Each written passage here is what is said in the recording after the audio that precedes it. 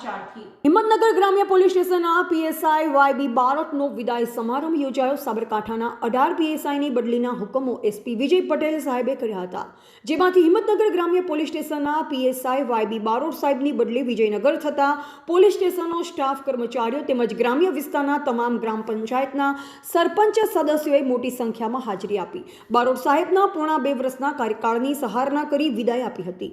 હિંમતનગર ગ્રામ્ય police station વિસ્તાર ખૂબ જ સેન્સિટિવ ગણાય છે, જેને સંભાળવું ખૂબ જ મુશ્કેલ થઈ પડે છે, જેમાં બારોટ સાહેબે સૂઝબૂઝ વાપરી નાના મોટા ઝઘડાઓમાં બંને પક્ષ તરફ તટસ્થ રહી બેલેન્સ રાખી સમજાવટથી સમાધાનનો ફોર્મ્યુલા અપનાવી ગુનાઓ થતા રોકતા હતા। એટલું જ નહીં, જે ગામમાં ગુનો બન્યો હોય તે ગામમાં સરપંચ, પંચ કે વડીલો વચ્ચે રાખી સમજાવીને બે પક્ષ વચ્ચે સુલેહ કરાવી અહીંના લોકોના દિલ જીતી લેતા હતા।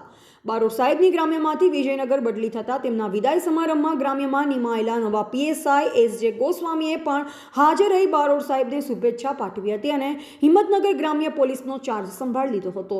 રિપોર્ટર સૈયદ સોએબ, સંબંધ ભારત ન્યૂઝ, સાબરકાંઠા।